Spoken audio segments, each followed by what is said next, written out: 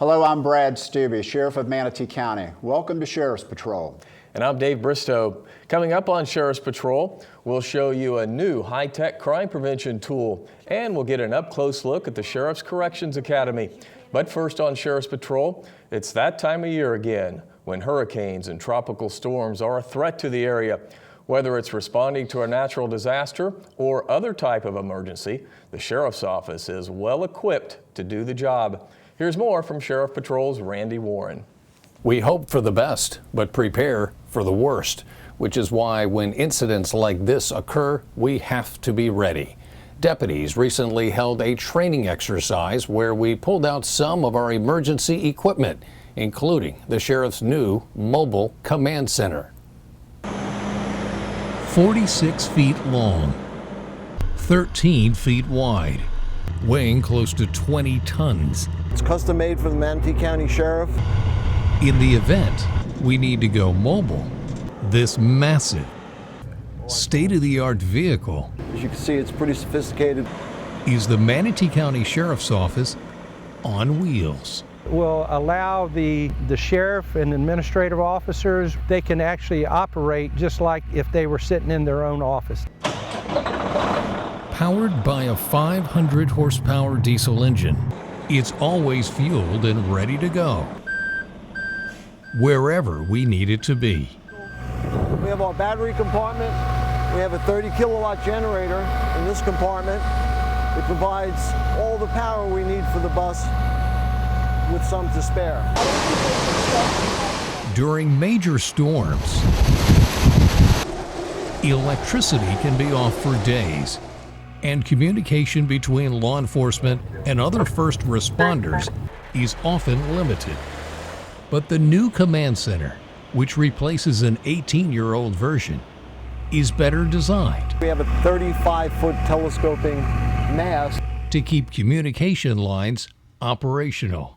Now on this, we get the helicopter downlink. We have DirecTV. We have DVR. You name it, it's here. This is the front part of the vehicle. This would be our dispatch area.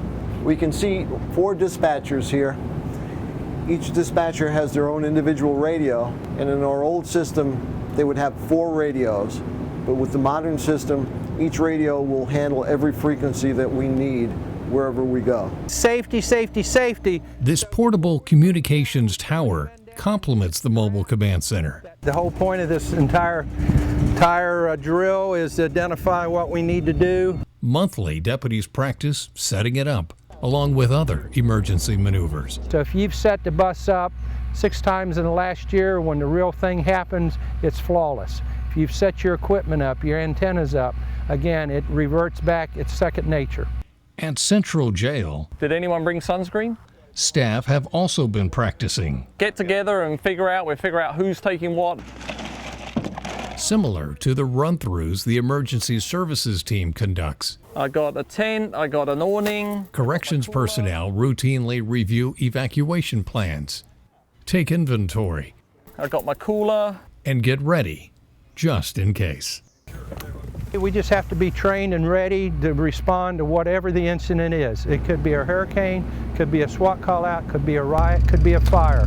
And we want to be on top of it, ready to go at whatever type of incident it is, wherever it is, and be ready. Disaster response is an important part of what we do here at the Sheriff's Office. Exercises like what we saw there are conducted each month. The trainers always say when your stress levels gear up, you revert back to your training. So we can never discount the value of having an emergency plan and being prepared. Sheriff. Randy, you're right, it's that time of the year. Hurricane season is beginning. But that particular vehicle, Dave, we use that in a number of other events, SWAT call-outs, large crime scenes. I remember when we got the one that this one replaced. The old bus. We thought, yeah, wow, this is great, you know. We had little offices in there for everyone, and you know, we would be able to roll up on a homicide scene or whatever and basically have a mobile station there to use, and it was great. It's been very helpful. And this one will be much, much better. Well, as you remember in our last show, we told you about the recent surge in heroin deaths in Manatee County. To help get the word out on the drug, the Sheriff's Office has produced a public service announcement. The Manatee County Sheriff's Office is investigating a serial killer. The killer has taken dozens of lives and ripped apart many families. She was so into the heroin that she knew that if she told me, then I would have gotten her help. They don't want help. It's not the help they want until they hit rock bottom, and Laura's rock bottom with death. If you know anyone involved with heroin, please get them help before this killer strikes again. As you know, this is an epidemic that we dealt with some 30 years ago with the heroin, but now there's this added twist of fentanyl that's being mixed with the heroin. And you know, the Florida Sheriff's Association and law enforcement in general in the state of Florida did such a great job with the pill mills that those that were addicted to the pills now are going back to this heroin, and we have got to get a handle on this.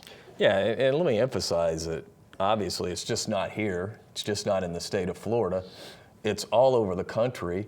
I was reading where New Mexico has such a problem that it's just unbelievable. They're almost just throwing their hands up there. Yeah. And because a lot of it is coming from Mexico, and obviously it just goes right over the border. So it's all over. Got to get folks help. And there are relatives that know that this is going on, and there are avenues out there, such as Manatee Glens, that they need to get to.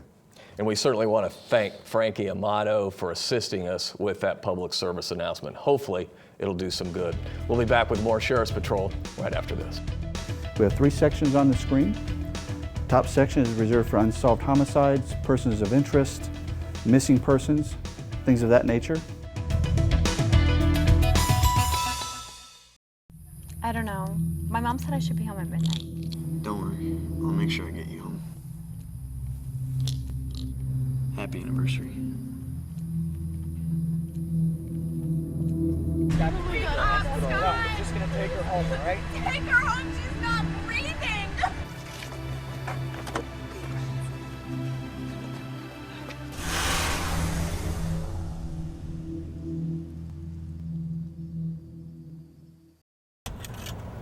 Hey, that's me. I'm a busy gal, so I gotta have all the latest gadgets.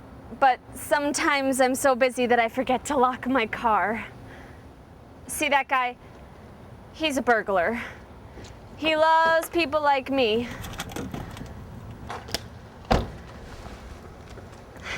It's almost as if I were asking for it. Prevent auto burglaries. Put your valuables out of sight and always lock your car.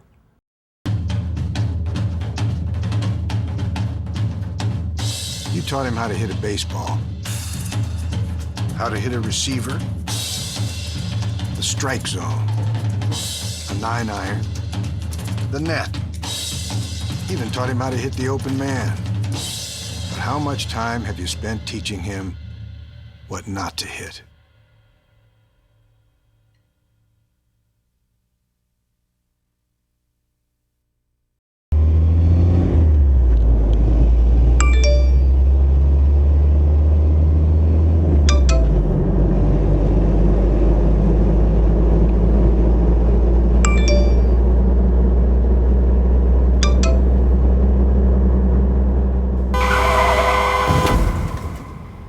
No one ever thinks it's going to happen to them. Please stop texting and driving.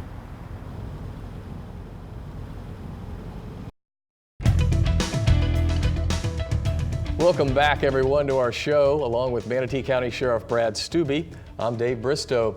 The Sheriff's Office has a new creative way to get information out to the public. Crime Prevention Deputy Donnie Olmstead explains.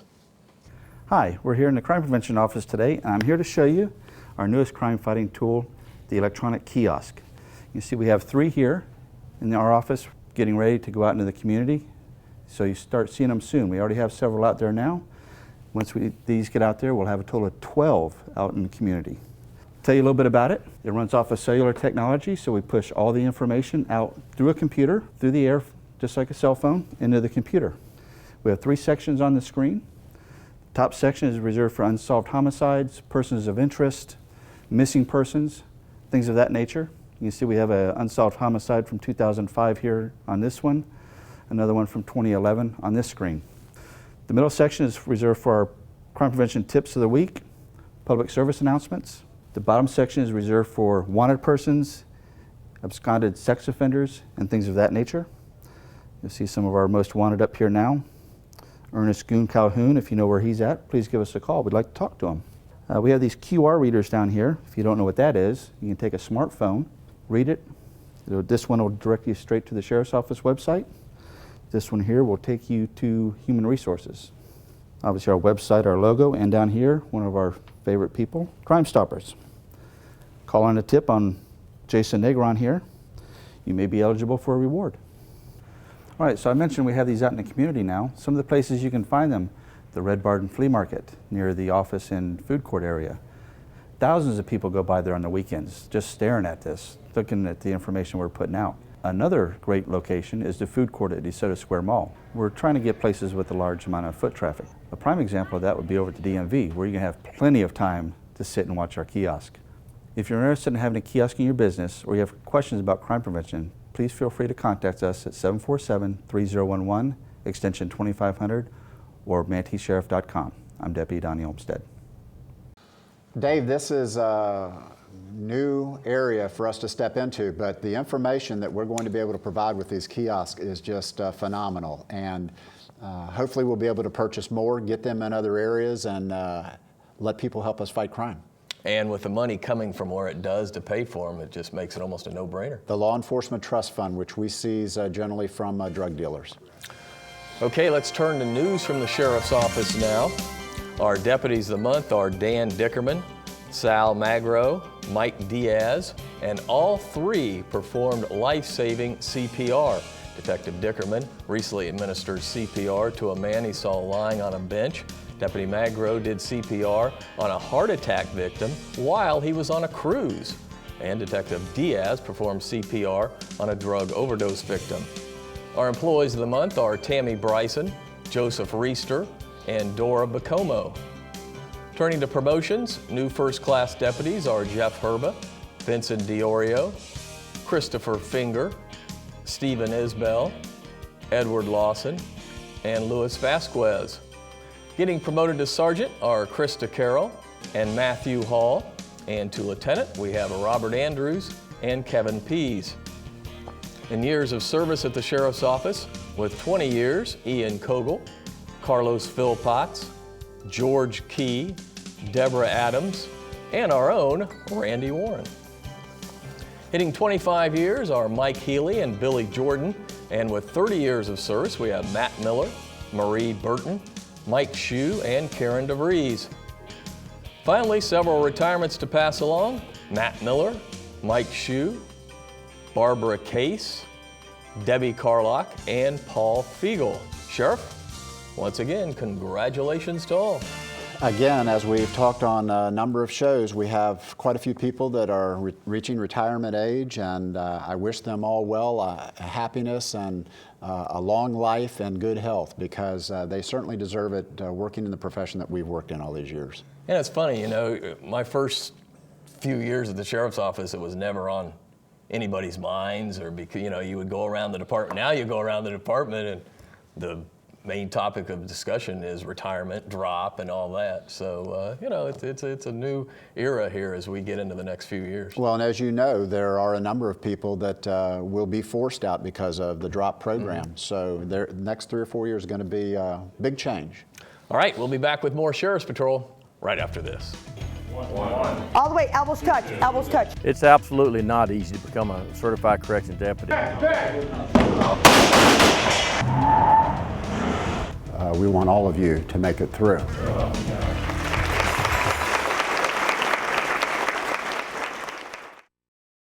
Emergencies happen within seconds. Often the outcome is tragic and notification can take hours. That's exactly what happened when my daughter Tiffany died in an accident. It was over 6 hours before we received the horrible news.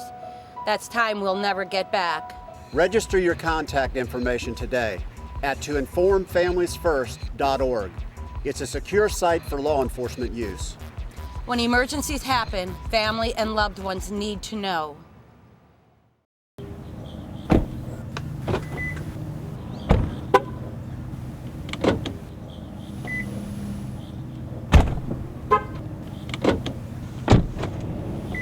If only everyone would take a moment to lock your car, we could drastically reduce vehicle burglaries.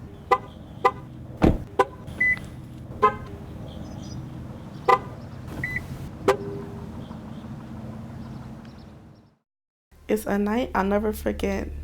My daughter was just 6 weeks old.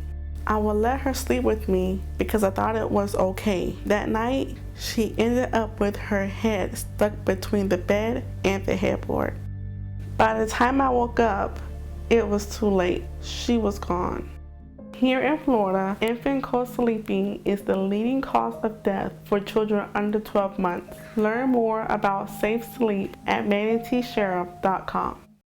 Car crashes occur every 12 seconds. 9 teens are killed each day, 3,500 each year. The nation's #1 teenage killer is car crashes. Teen Driver Challenge teaches young drivers about safety techniques, vehicle dynamics, and how to avoid accidents. Register for the next Teen Driver Challenge by visiting our website, manateesheriff.com. Take the challenge and learn to drive like your life depends on it. Welcome back, everyone, to Sheriff's Patrol.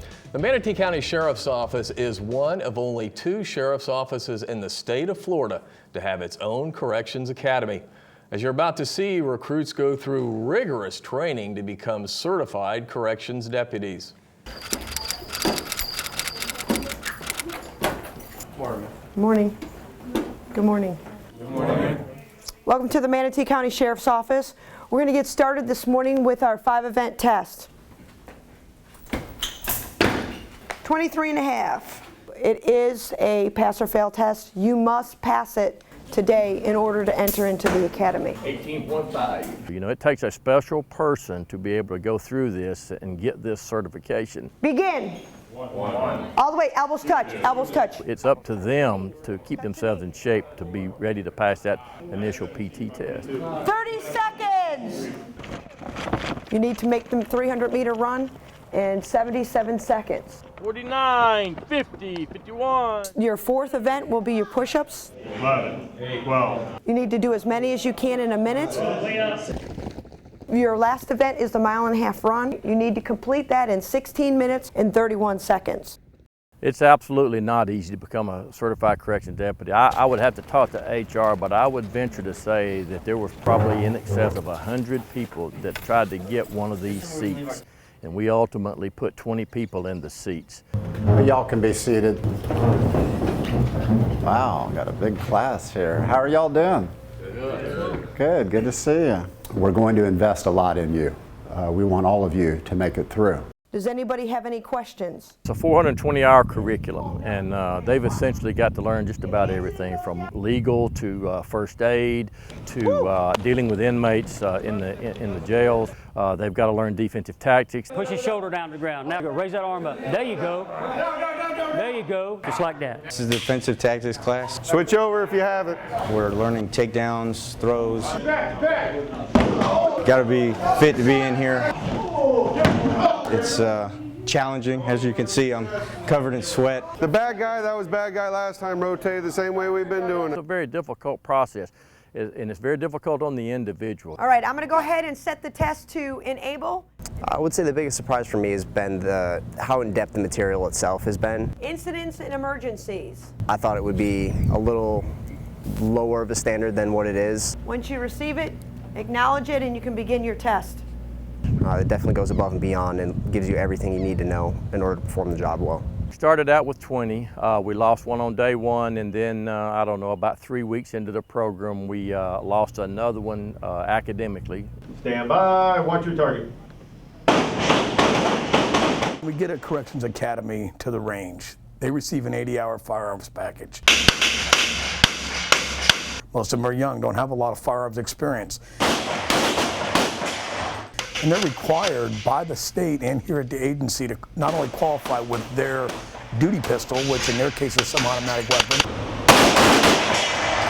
but they need to qualify also with a shotgun, be familiar with a rifle, and be familiar with a revolver.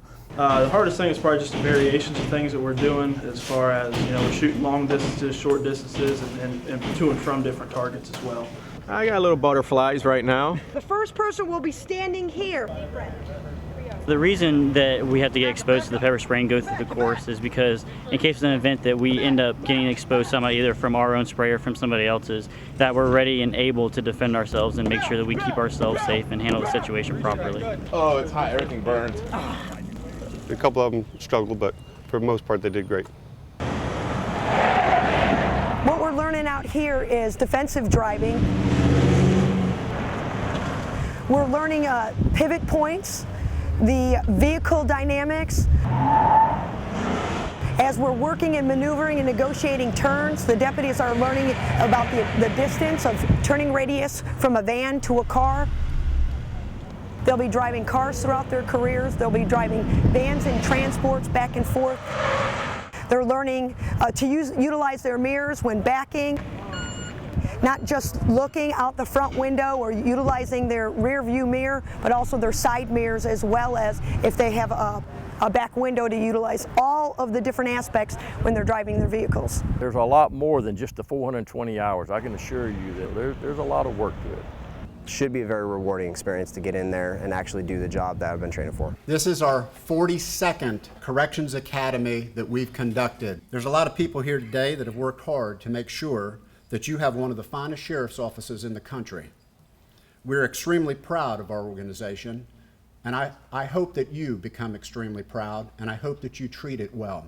I'm excited to release the students to their next step, which is CTEP.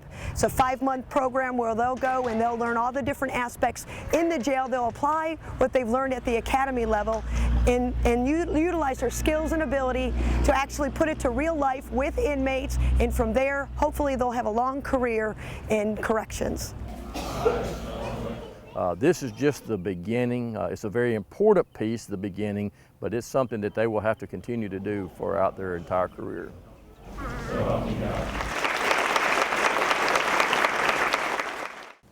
This is one of the most important aspects of our agency, and it's the deputies in corrections. And obviously their training is high on our list of things to do.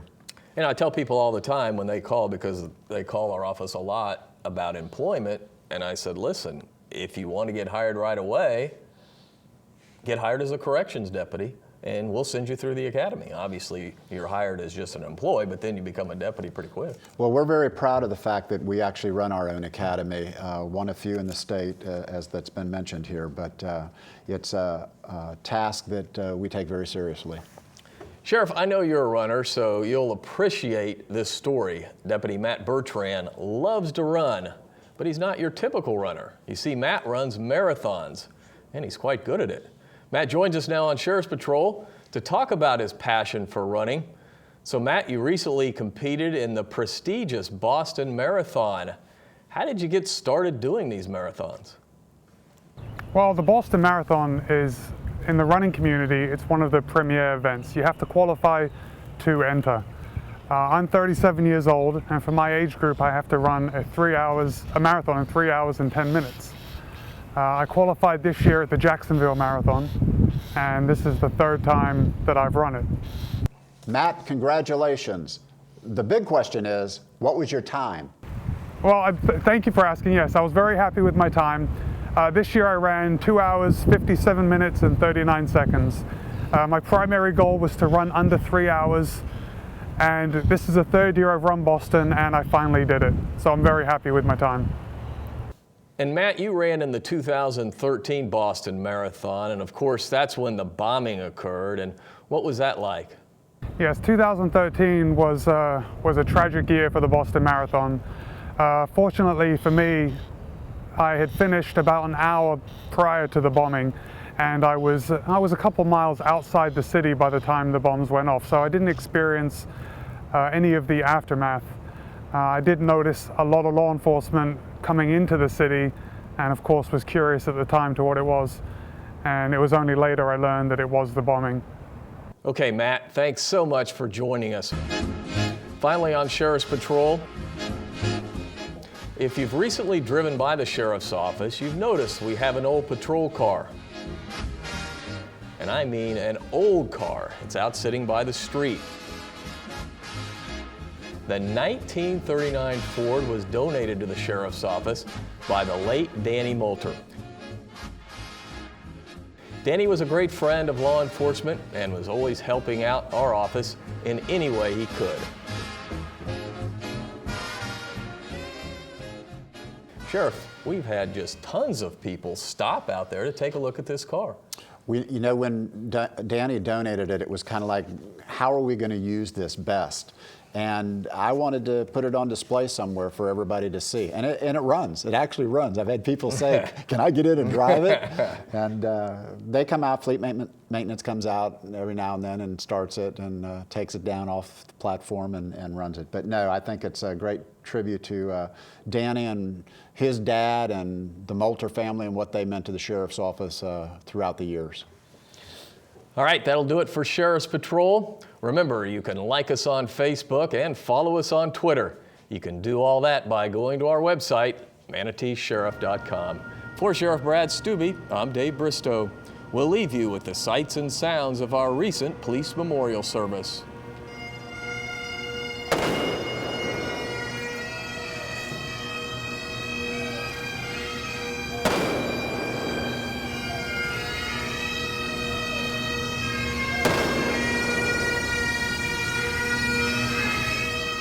To all of the officers, to all of the troopers, to all of the deputies, to all of the fire personnel, all of the emergency medical technicians, and all of those gathered here today, and those who have left us, all of us gathered here, thank you for your service, to your devotion to duty, and to your continued devotion to freedom.